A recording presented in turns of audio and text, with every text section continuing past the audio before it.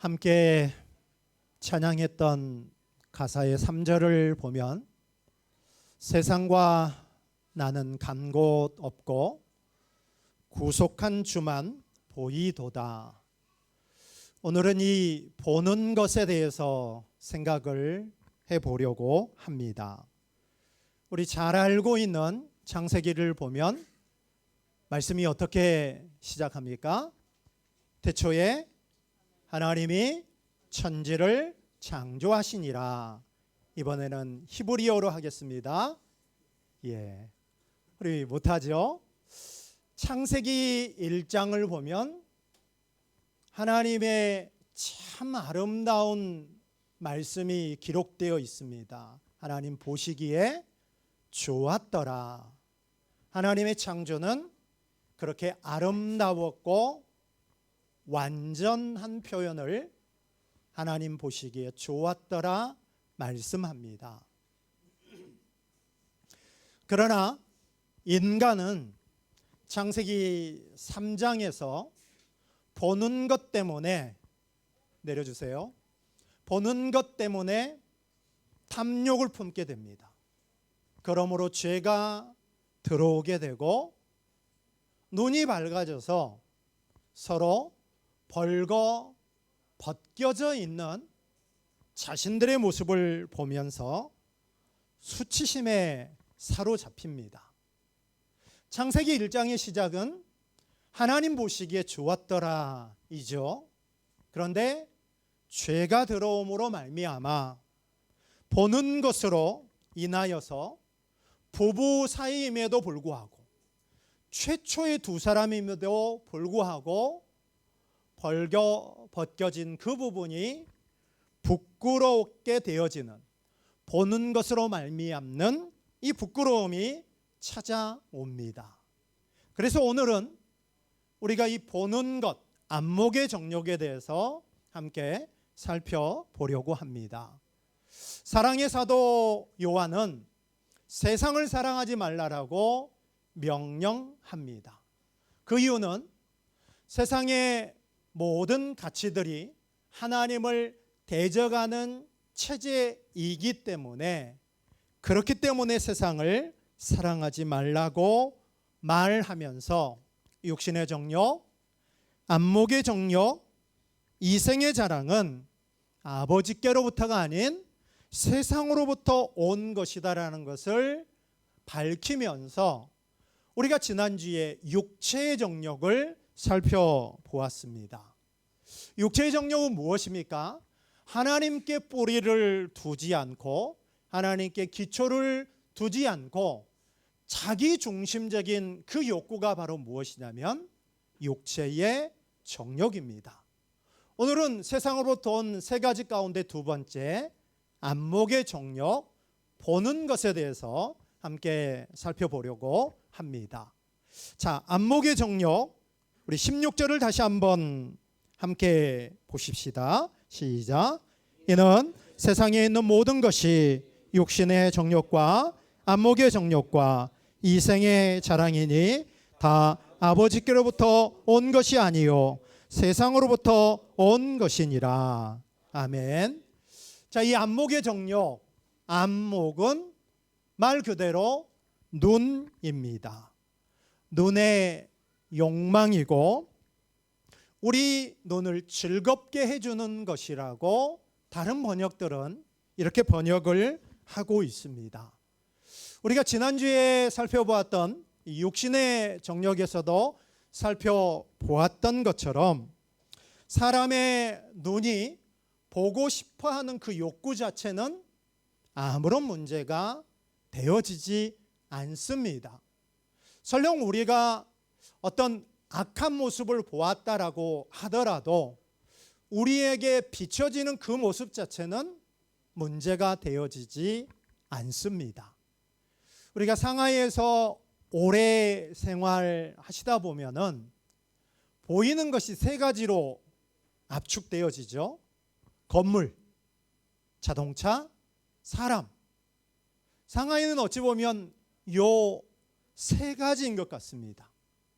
저의 나이가 되어지면 그러다 보니까 자연이 그리워집니다. 산, 바다, 이런 자연 경관을 보는 그 자체는 오히려 우리 건강에 유익함이 되어지지, 그 보여지는 것들 자체가 죄가 되거나 문제가 되지 않는다라는 것입니다. 그러나 우리 눈을 즐겁게 해주려고 눈으로 우리가 범죄하고 눈으로 욕망이 있는 이 자체가 요한은 안목의 정욕이라고 말을 합니다. 안목의 정욕을 풀어본다라면 이런 것이죠. 억제되지 않는 욕구에서 일어나는 이 탐욕스러움으로 보려고 하는 것, 이게 안목의 정욕입니다. 다시 한번 말씀드립니다. 억제되지 않은 그 욕구에서 일어나는 탐욕이라는 이 부분으로 쳐다보는 눈이 바로 안목의 정욕입니다. 그래서 성경은 사람의 눈을 통해서 죄가 들어오는 사례들을 여러 차례 우리에게 소개해 주고 있는데, 오늘 우리는 이 세 사람을 통하여서 보는 것들로 어떤 탐욕을 갖게 되는지 살펴보려고 합니다. 첫 번째 사람은 바로 하와입니다. 우리 창세기 3장의 내용 잘 알고 있을 것입니다. 왜 이렇게 급하죠? 제가 사인을 주면은 하세요. 이러다 보니까 집중이 안 돼서 그럽니다. 창세기 3장을 보면 뱀이 하와를 찾아와서 물었던 질문이 무엇이냐면, 동산나무의 모든 열매를 먹지 말라고 하더냐, 이렇게 묻습니다. 답은요, 아니죠. 그래서 하와는 이렇게 말을 합니다. 동산의 모든 나무의 열매는 먹을 수 있지만 선악을 알게 하는 나무의 열매는, 중앙에 있는 나무의 열매는 먹지도 말고 만지지도 말라, 너희가 죽을까 하노라, 이렇게 말을 합니다. 그런데 여러분, 하와가 말하고 있는 이 부분은 문제가 있는 말입니다. 하나님의 말씀은 단순 명료했습니다. 정령 죽으리라 단문이고 강한 임팩트입니다. 그런데 이 하나님의 말씀을 오늘 이 하와는 요리하기 시작합니다. 자기 생각을 가미합니다. 그래서 정령 죽으리라는 단답형의 이 명령을 자기 생각을 집어넣죠. 먹지도 말고 만지지도 말고 죽을까 하노라, 죽을 수도 있고 죽지 아니할 수도 있다라는 자기만의 해석을 집어넣고 있는 말씀을 자기 자신의 생각으로 각색하고 있는 고백이 바로 이 고백입니다. 그러자 뱀이 확신을 가지고 이 하와를 유혹하면서 너희가 결코 죽지 않겠다라는 요 확신을 심어줍니다.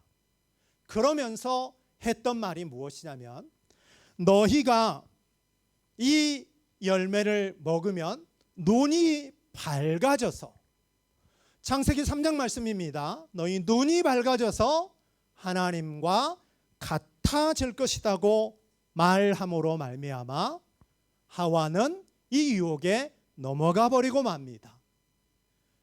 그리고 이 말씀이 주어지죠. 여자가 그 나무를 뭐한즉 본즉, 그리고 나서 보니까 어떻습니까? 먹음직스럽습니다.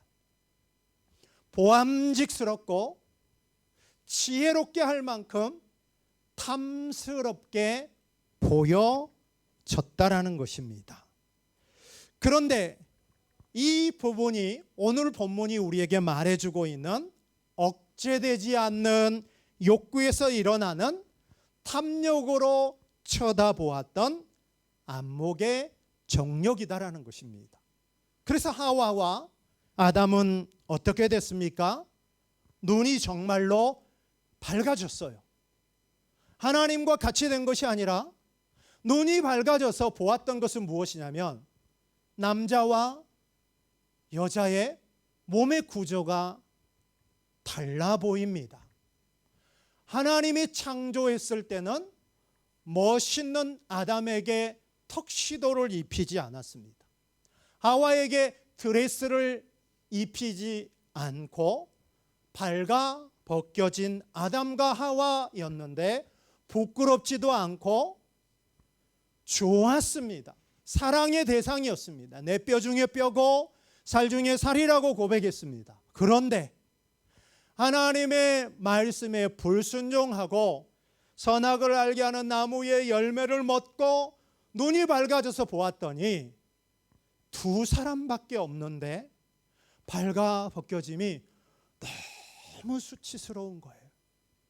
불륜도 아닌 부부 사이입니다. 너무 부끄러운 거예요. 처음 느껴보는 그 감정, 그게 무엇이냐면 너무 수치스러웠던 거예요. 너무 부끄러웠던 거예요.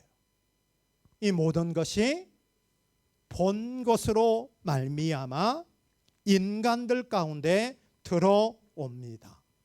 억제되지 않는 그 욕구에서 일어나는 탐욕으로 쳐다봄으로 말미암아 곧 안목의 정욕에 아담과 하와는 무너져 버리고 맙니다.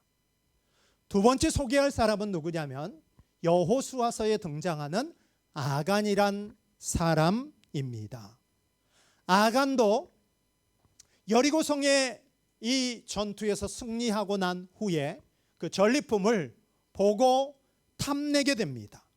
그러므로 하나님께 바쳐야 될 이 전리품을 오늘 이 아간은 도둑질하게 됩니다.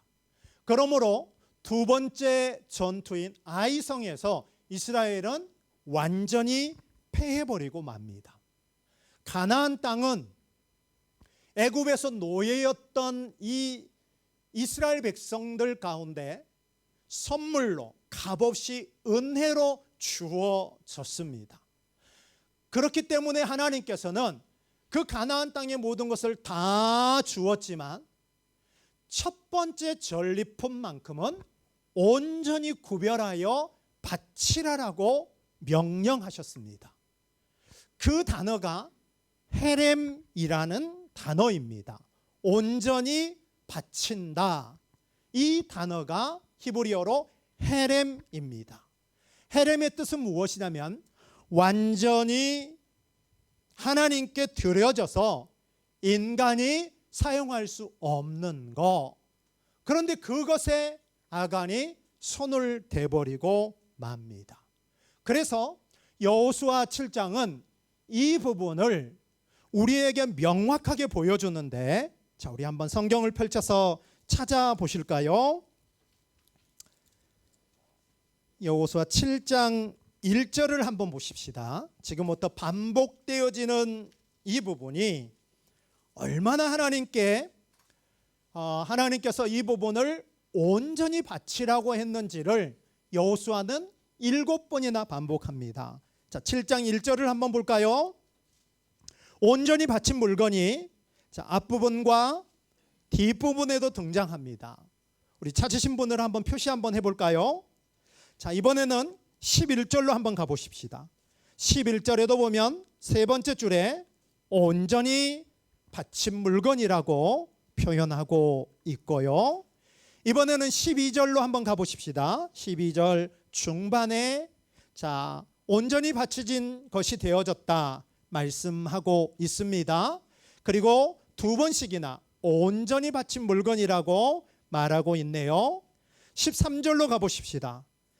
가운데 부분과 뒷부분에 온전히 바친 물건이라는 이 표현이 두 번 사용되어졌고, 15절도 한번 볼까요? 있나요? 있습니다. 이렇게 여호수아는 온전히 바쳐졌다라는 그 부분을 여러 차례 반복하고 있습니다. 그런데 아간이란 사람이 보고 여호수아 7장 21절을 보십시다. 이 전리품 가운데 몇 가지를 훔쳤을 때 보고 탐냅니다. 그리고 이 부분을 뭐 합니까? 훔치게 됩니다. 그리고 자기 집에 이 부분을 감추고 있음을 우리는 알 수 있습니다. 아간이 보고 탐내어 훔친 것은 단순한 도둑질이 아니라 하나님의 주권을 침범한 신성 모독으로 전투에서 패해버리게 됩니다. 그리고 아간에 관련된 모든 가족들, 그의 종들과 자녀들까지 돌로 침을 당하게 됩니다. 심지어는 아간에게 속했던 동물들까지 돌로 침을 당하게 되고, 아간의 집에 있었던 모든 물건들은 불태워져서 돌무더기가 되어진 이 부분이 아골골짜기에서 아간은 심판을 받고 말았는데, 바로 이 아간도 억제되지 않는 욕구에서 일어나는 탐욕으로 바라본 안목의 정력에 무너져버리고 맙니다. 세 번째 사람을 소개합니다. 다윗이란 사람입니다. 우리 사무엘하 11장 2절을 한번 볼까요? 다윗의 스캔들, 잘하는 말씀입니다. 같이 한번 보십시다. 시작. 저녁 때에 다윗이 그의 침상에서 일어나 왕궁 옥상에서 거닐다가 그곳에서 보니 한 여인이 목욕을 하는데 심히 아름다워 보이는지라. 아멘.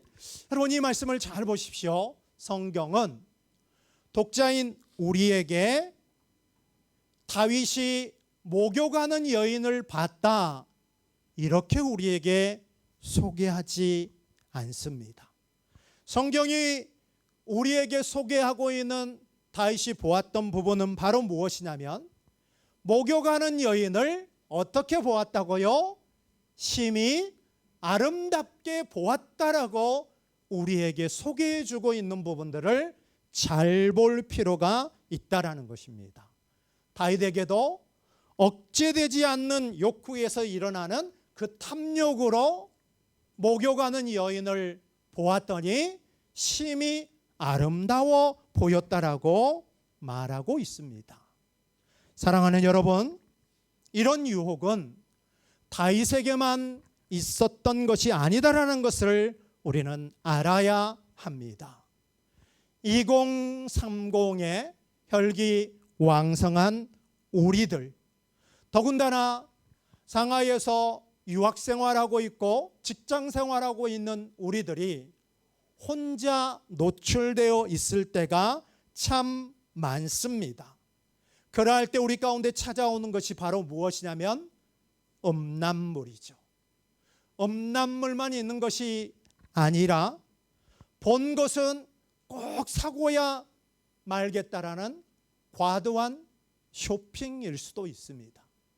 그리고 중간이나 기말이 되어질 때는 남의 것을 보고 내 것으로 여기는 부정행위와 같은 이 부분들이 우리 가운데 유혹으로 다가올 때 오늘 우리는 이 말씀을 기억해야 합니다. 그래서 우리는 이런 유혹에 걸려 넘어질 것이 아니라 그런 유혹이 우리 앞에 다가올 때 우리는 과감히 끊어내고 결단할 필요가 있기 때문에 본문은 이렇게 실패한 인물들을 우리에게 여러 명 소개하고 있다라는 것입니다. 사랑하는 여러분, 이 시간 우리가 다윗의 한번 입장이 되어 보실까요?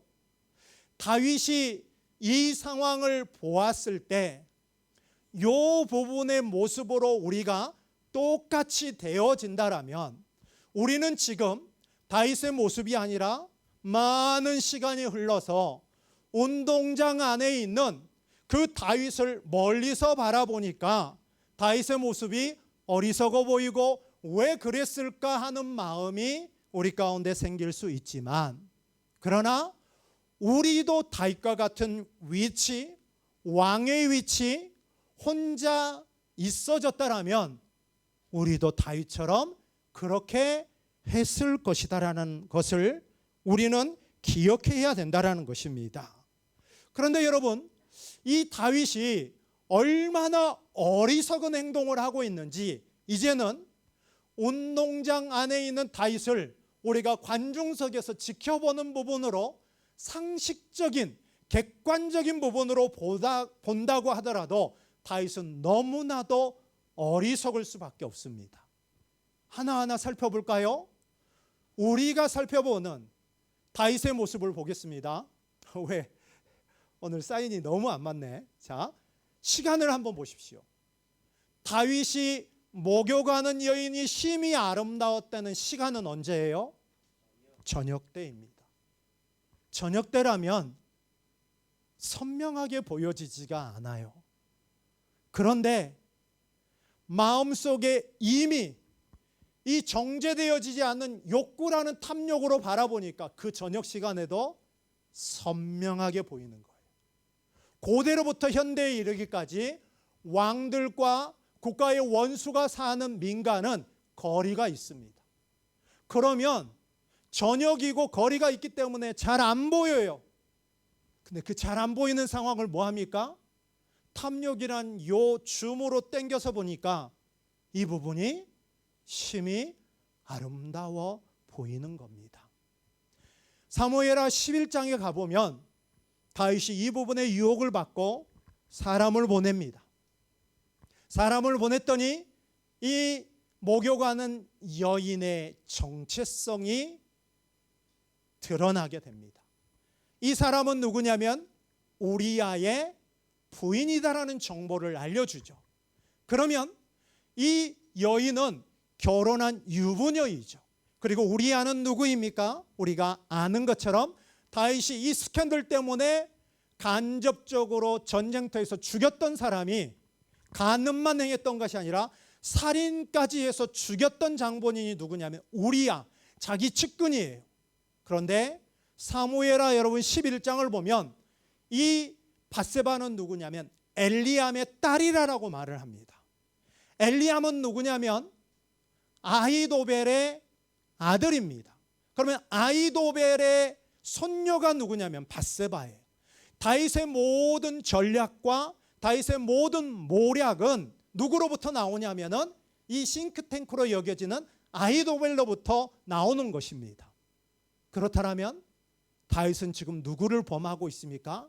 자기 신하, 자기 측근, 가장 가까이 있는 사람의 가족을 범하고 있는, 진짜 해서는 안 되는, 볼 수는 있을 수 있다고 100번 양보합시다. 근데 정보는 뭐예요? 자기 신하의 부인이고 자기의 모든 전략을 다 말해주는 아히도벨의 손녀인 거예요. 그러면 멈춰야 되죠. 저녁이잖아요. 그리고 잘 안 보이잖아요. 근데 정보도 알았어요. 근데 이걸로 끝나지 않습니다. 다윗은 예루살렘에 와서 왕이 되고 그리고 여러 명의 아내를 두었습니다.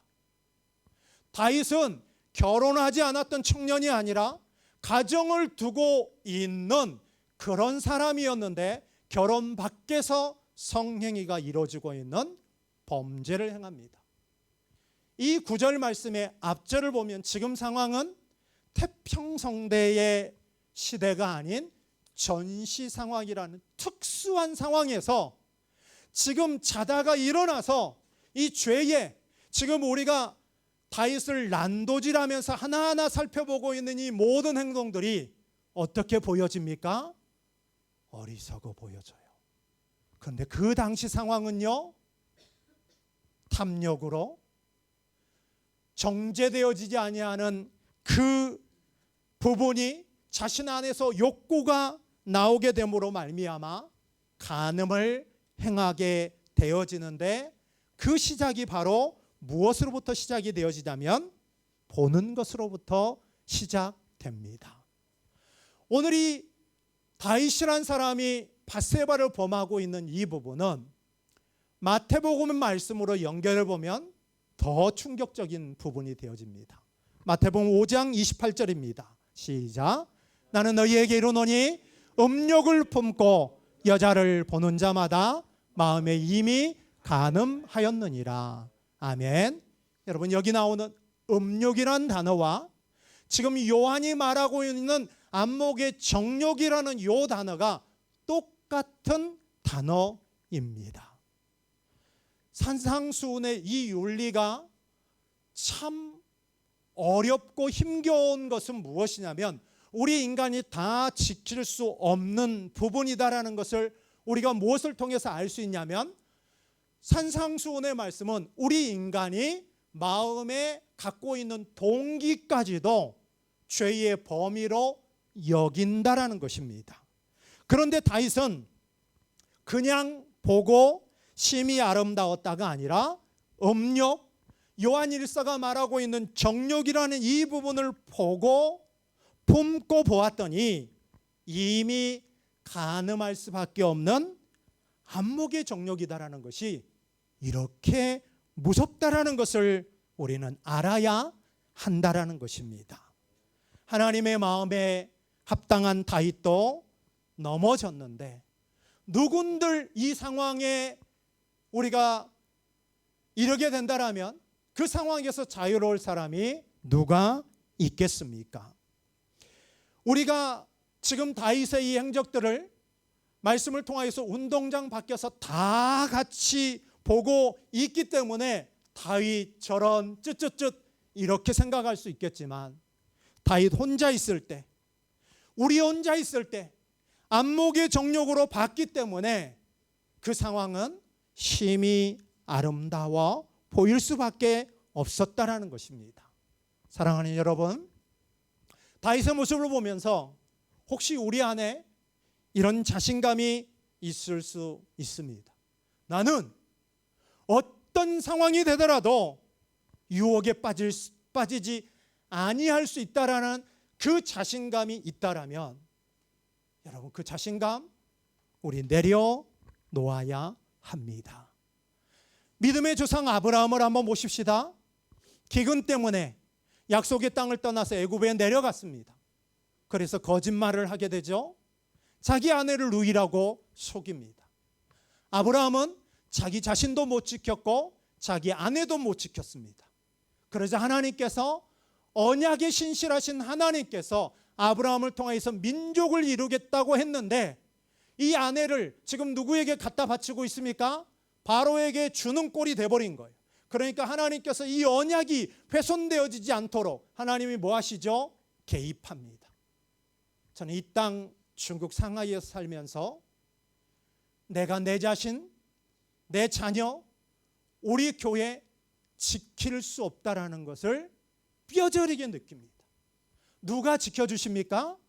하나님이 우리를 지켜주십니다. 아멘. 지난 10달을 하나님께서 우리를 지켜주셨습니다. 아멘.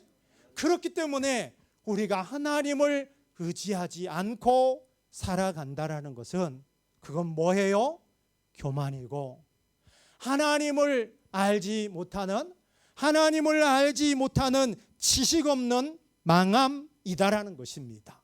그렇게 우리는 요한이 지금 외치고 있는 육신의 정욕, 안목의 정욕은 아버지로부터 온 것이 아니라 세상으로부터 온 것이다라는 것을 우리가 알고 세상을 사랑하지 말고 일편단심 아버지 그 하나님만, 하나님 그분께만 충성을 다할 수 있는 그런 우리 모두가 되어졌으면 좋겠습니다. 보이는 대로 보는 것이 아니라 믿음의 안경이라는 부분을 쓰고 믿음으로 모든 것을 볼 수 있는 우리 모두가 되어졌으면 좋겠습니다. 아멘. 우리 앞에 펼쳐진 모든 것들 그냥 볼 것이 아니라 반드시 안경 렌즈를 쓰고 그 믿음이란 렌즈와 안경을 쓰고 볼 수 있는 믿음의 사람이 우리 모두이다라는 거 잊지 않았으면 좋겠습니다. 두 번째는 눈이 열려져서 하나님의 임재를 보았던 사람을 소개하고자 합니다. 우리 매주 화요일마다 그리고 매주 금요일마다 엘리야와 엘리사의 행적을 살펴보고 있습니다. 2주 전 금요일에는 나아만의 문둥병에 대해서 우리가 긴 시간 동안 살펴보았습니다. 그리고 이어지는 열왕기하 6장을 한번 보시면 한 사건이 등장합니다. 아람이란 나라가 도단성에 있는 이 엘리사를 사로잡기 위하여서 병력을 보내서 도단성을 에워싸버립니다. 그러자 엘리사의 사환이 아침 일찍이 일어났더니 적국의 병력이 자신들이 거하고 있는 이 성을 완전히 에워싸버린 거예요. 엘리사의 사환은 너무나 두려워서 엘리사 선생님에게 보고합니다. 그러자 엘리사가 이렇게 말을 합니다. 두려워하지 말아라. 우리와 함께한 자가 저들과 함께한 자보다 많다. 이렇게 말씀을 한 후에 엘리사는 기도하기 시작합니다. 그런데 여러분, 엘리사의 기도는 상식적인 기도가 아닙니다. 참 이상한 기도입니다. 자, 이상한 기도라고 제가 말씀드렸는데 열왕기하 6장 17절을 한번 우리 보실까요? 시작. 기도하여 이르되 여호와여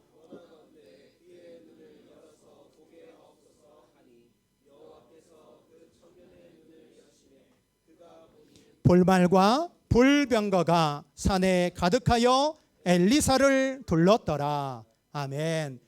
이 청년의 눈이 열려서서 무엇을 봅니까? 불말과 불병거를 봅니다.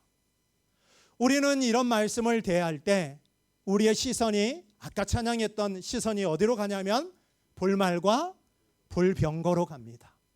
왜냐하면 엘리사의 선생님 엘리야가 뭘 타고 살아있는 채로 하나님께 올라갔죠?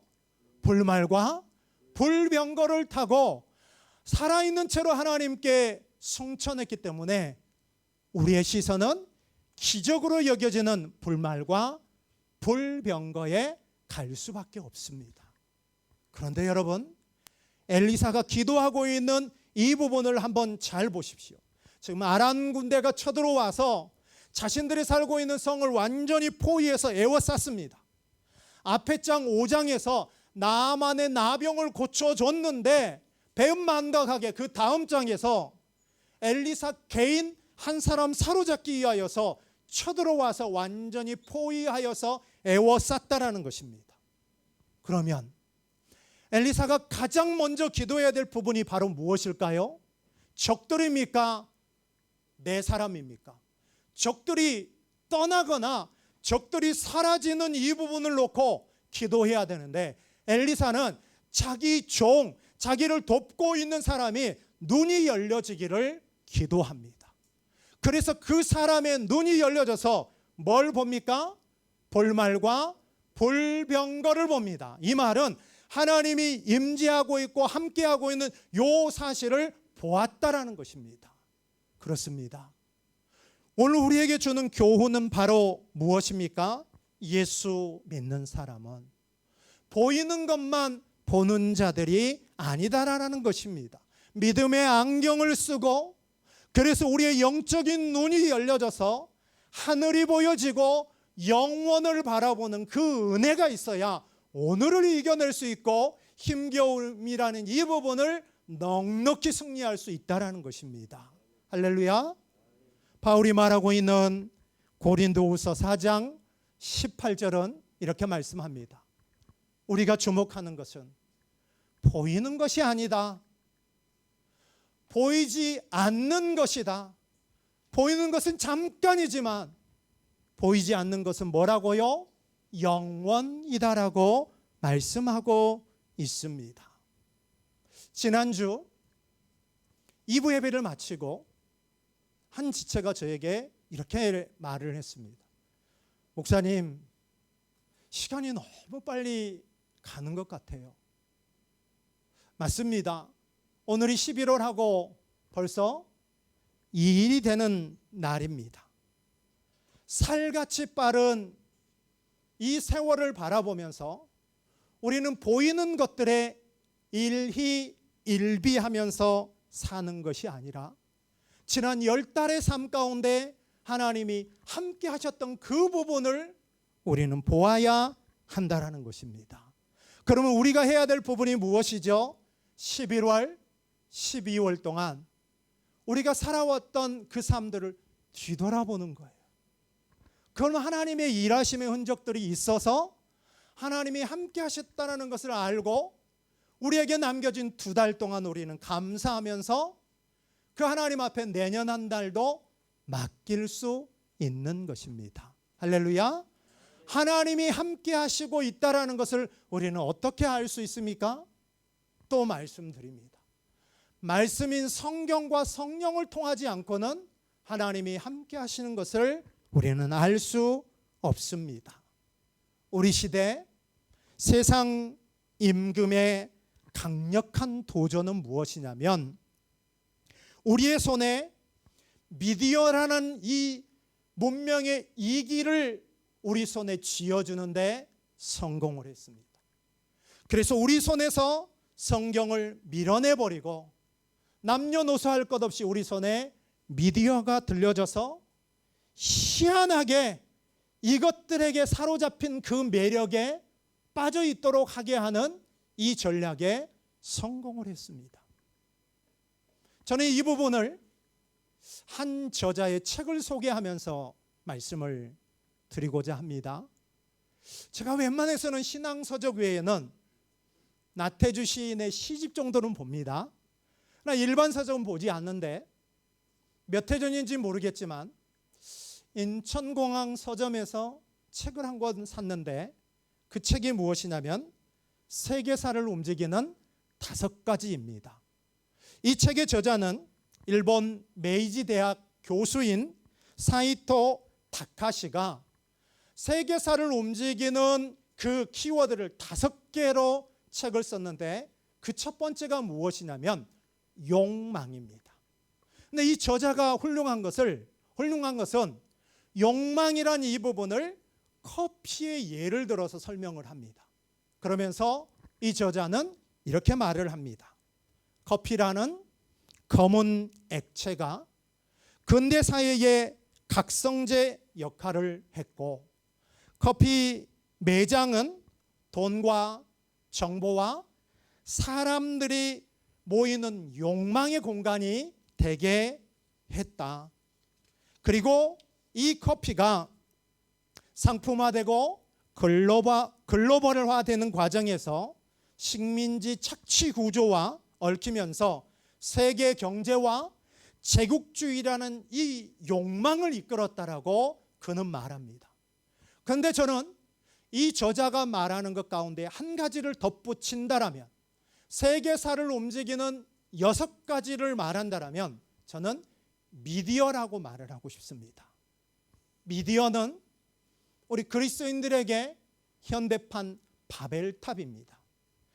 우리가 화요일 날도 함께 이 말씀 믿음이 무엇인지 살펴보았죠. 믿음은 어디에서? 들음에서 나고 들음은 그리스도의 말씀으로 그리스도로 말미암는다. 이게 진리인데 이 들음이라는 진리를 세상 임금은 무엇으로 바꿔버렸습니까? 보는 것으로 바꿔버렸다라는 것입니다. 그래서 사람들은 더 많이 보려고 합니다. 그런데도 볼 것이 없다고 말들을 하죠. 제가 자료를 한번 찾아보니까 우리가 5 시대를 살고 있는데 2030년이 되면 6G, 이 5G보다 무려 속도가 50배 이상 빠르는 게 2030년에 상용화되어진다고 합니다. 지금도 사실 속도 늦지 않죠. 그런데 5년 뒤면 몇 배요? 50배가 빠르다고 합니다. 통계청 자료를 제가 좀 소개하겠습니다. 2025년 통계청 자료에 의하면 생활시간 조사라는 발표가 있는데 이 발표를 보면 한국인 중 10살 이상 국민을 대상으로 조사를 해봤는데 하루 미디어 이용하는 시간이 어느 정도이냐면 하루 평균 2시간 43분. 반올림 한다면 근 3시간이겠죠. 우리 식으로 한다면 아침 9시에 수업 들어가서 12시까지 뭐예요? 미디어 하고 있는 거예요. 이게 우리의 현실이다라는 것입니다. 세상 임금은, 사탄은 우리 믿음의 사람들 손에 미디어가 떨어지지 않도록 그것들에게 빠져들어가는 전략에 성공했습니다. 그래서 사색이란 부분은 전혀 없고 검색만 있게 되는 시대가 되어져 버렸습니다. 예배를 온라인으로 진행하면서 예배가 선택 가능한 컨텐츠가 되도록 만들어 버렸습니다.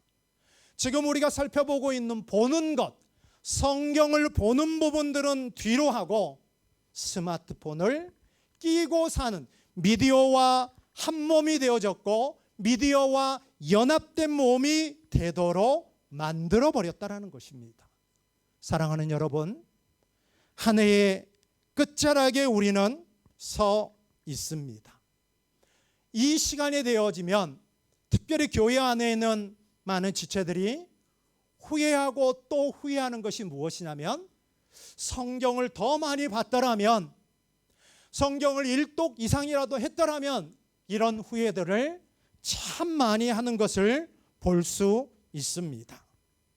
그런데 세상 임금은 우리가 살고 있는 이 시대를 말씀의 문맹률이라는 이 목표를 두고 그렇게 만들어가고 있습니다. 그래서 교회를 나오고 있지만 하나님 그분을 알 수 있는 성경을 밀어내버림으로 말미암아 성경을 모르고 성경 없이 신앙생활 잘할 거라고 안목의 정력에 빠져 들어가도록 우리 손에 다른 것을 주게 됐다라는 것입니다. 사랑하는 여러분, 오늘 말씀을 통해서 우리가 속지 않았으면 좋겠습니다. 우리 할 수만 있으면 미디어 금식, 미디어 절제, 우리 좀 다이어트 하듯이, 우리 형제들 막 운동 참 많이 해서 막 근육들 만드는데 미디어 다이어트 이런 부분도 우리 좀 해보았으면 좋겠습니다. 그리고 번거롭지만, 그리고 좀 무겁지만 우리 이번 학기 마치기 전까지 성경을 구매해서 이 성경 가지고 예배하는 부분들이 습관화되어졌으면 좋겠습니다. 성경을 가지고 온다는 것은 무엇입니까? 준비하는 거예요. 그리고 정성 있는 부분으로 예배하는 거예요. 물론 저도 우리 지체들이 앱으로 보는 부분들 인정하고 존중합니다. 그러나 할 수만 있다라면 우리가 이 성경을 우리가 우리 것으로 여겨서 한 손에는 성경을, 그리고 또 한 손에는 학업과 직장의 이 업무라는 이 두 가지를 우리 모두 성실히 해야 한다라는 것입니다.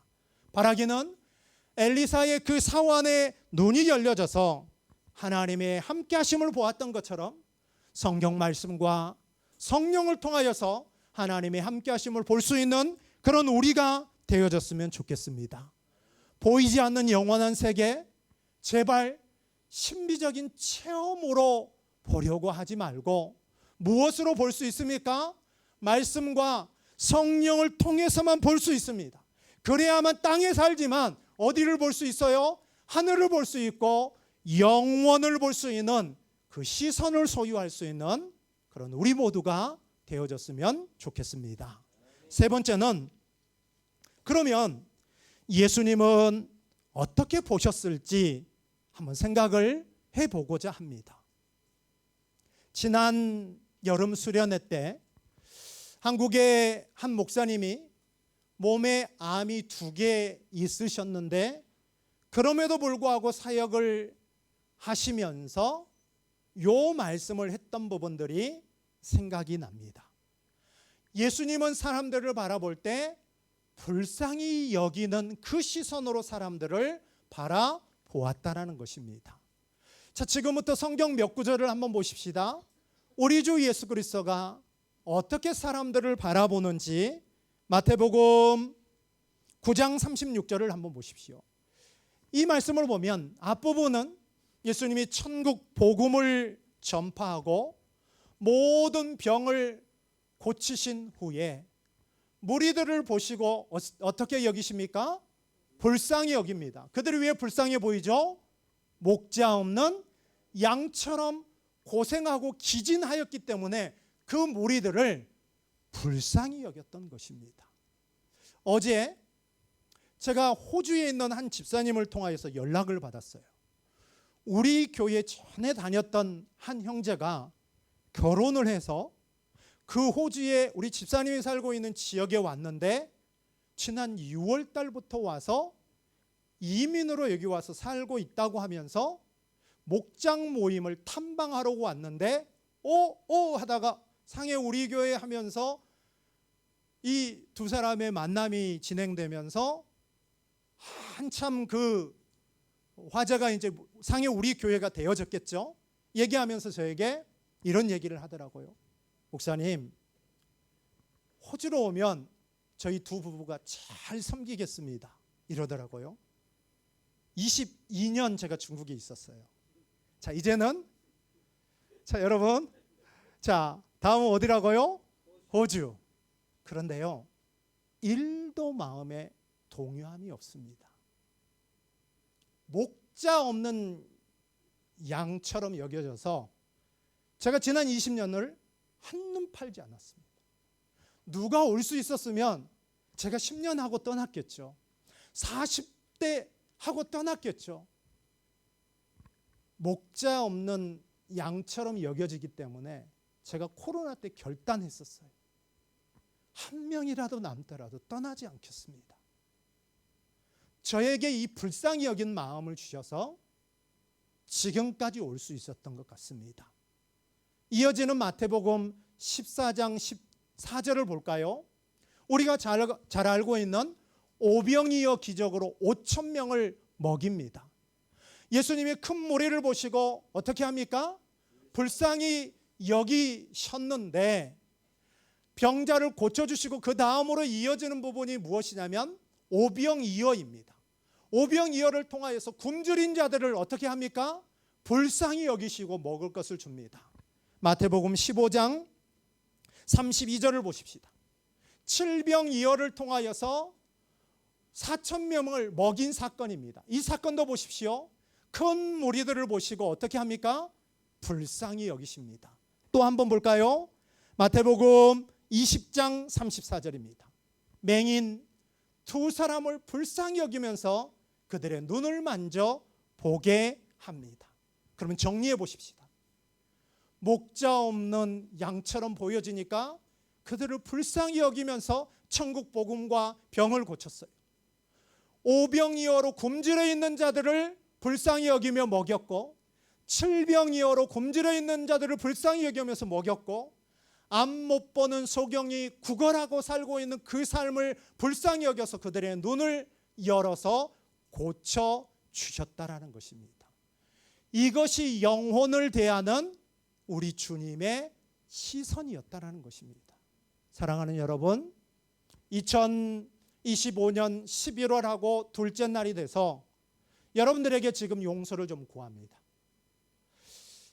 10개월이란 시간 동안 여러분들을 이 주님이 불쌍히 여겨지는 시선으로 바라보고 다가갔어야 되는데 그놈의 책 좀 쓴다고 제가 방구석 안에 콕 처박혀서 많은 대화 나누지 못한 부분들을 이 시간을 위해서 정말로 여러분들에게 용서를 좀 구합니다. 주의 종에게 불쌍히 여기는 마음이 있어야 되는데 그 부분이 저에게 없었던 부분들을 회개합니다. 우리가 어느 정도 시간이 됐어야 사람들을 대할 때 이렇게 불쌍히 여길 수 있을까요? 우리 주님은 그렇게 되었습니다. 우리 주님은 다음 세상을 어떻게 바라보셨을까요? 마태복음 4장입니다. 4장 8절로 9절 말씀을 한번 보십시다. 마귀가 예수님을 데리고 천하 만국과 그 영광을 보입니다. 사랑하는 여러분, 세상에서 성공하고 싶지 않습니까? 잘 나가고 싶고, 사람들이 누리는 것도 나도 누려보고, 사람들이 여행하고 있는 것 가보고 싶고, 소유하고 싶고 먹고 싶습니다. 그 부분을 얻기 위하여서 때로는 우리 신앙도 뭐합니까? 감춥니다. 근데 예수님이 지금 어떤 상황입니까? 40일 동안 굶주려 있어요. 그 굶주림 극복하는 것도 힘든데 천하만국의 영광을 보여줍니다. 뭐 하기만 그 영광이 예수님 손에 들어올 수 있죠? 엎드려 절하면 돼요. 근데 예수님께서는 이 천하만국의 영광이 보였지만 이 부분에 엎드려 절하지 않았다라는 것입니다. 말씀으로 사탄을 이겼다라는 것입니다. 십자가라는 사명이 있었기 때문에 보이는 것들에 우리 주님은 흔들리지 않았다라는 것입니다. 그렇습니다.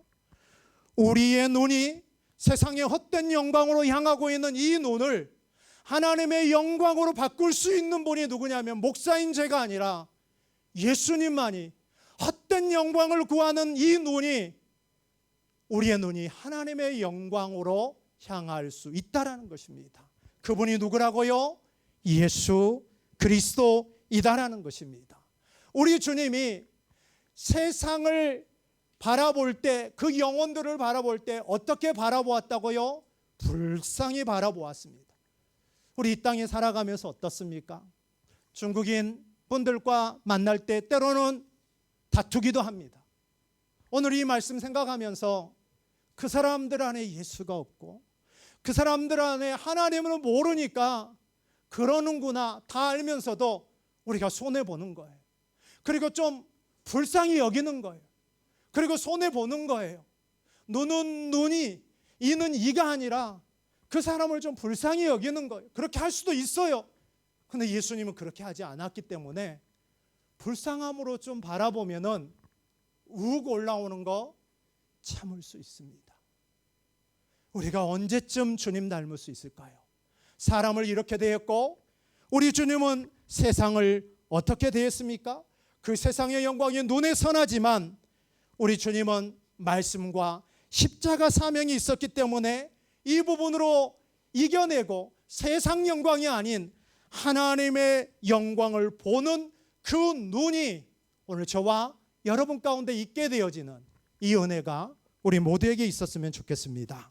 잠언 17장 24절 말씀 우리 좀 찾아보고 말씀 마치도록 하겠습니다. 제가 이 자료를 좀 못 줬더라고요. 잠언 17장 24절입니다. 자, 조금만 힘냅시다. 이 말씀 보고 마치겠습니다. 자, 찾으셨으면 다 같이 합시다. 시작. 지혜는 명철한 자 앞에 있거늘 미련한 자는 눈을 땅끝에 두느니라. 아멘. 이 말씀 잘 보십시다. 지혜는 어디 앞에 있다고요? 명철한 자 눈앞에. 중국어 총명, 그 부분이 우리 앞에 있어요. 그런데 미련한 자는 눈을 어디에 둔다고요? 땅끝, 열방, 세상에 둡니다. 그 지혜가 누구입니까? 밭에 감추이신 보화 되시는 예수 그리스도입니다. 바라기는 우리의 눈이 믿음의 주여 온전케 하시는 그 예수를 바라보는 그런 눈이 되어졌으면 좋겠습니다. 시편 기자는 내 입에 파수꾼을 세워주십시오 고백했던 것처럼 우리 눈이 열려 믿음으로 바라보는 은혜, 영혼을 바라볼 때 긍휼함과 불쌍함으로 볼 수 있는 눈을 소유할 수 있는 그런 우리 모두가 되어졌으면 좋겠습니다. 기도하겠습니다. 하나님, 우리가 하와처럼, 우리가 다윗처럼, 우리가 아간처럼 보는 것들에 참 많이 무너지고 참 많은 죄악들을 지었습니다.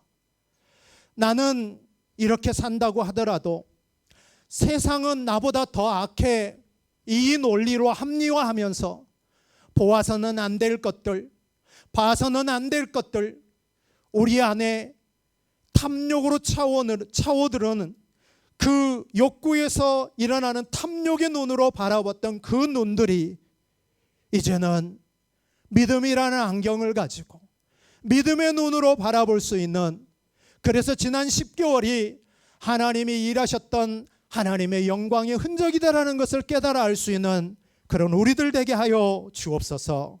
엘리사는 눈앞에 있는 적들이 물러가기보다 자기의 사람의 눈이 열려 불말과 불병거가 보기를 기도했습니다. 하나님, 우리 눈이 열려 보이는 것을 주목하지 않고 보이지 않는 영원, 보이지 않는 하나님의 영광 믿음으로 바라볼 수 있는 눈이 열려지는 우리들 되게 하여 주옵소서. 우리 주님은 영혼들을 정말로 불쌍히 여겼습니다. 우리는 너무나 악하게 대하지 아니하였는지 우리 자신들을 돌아봅니다. 주님, 우리 마음에 영혼을 불쌍히 여기는 인내하는 마음, 사랑하는 마음을 허락하여 주옵소서. 세상 영광에 헛되이 우리의 시선이 가 있다라면 그 시선을 우리 주님으로 말미암아 하나님의 영광 가운데 돌릴 수 있는 그런 우리들 되게 하여 주옵소서. 예수님의 이름으로 기도합니다. 아멘.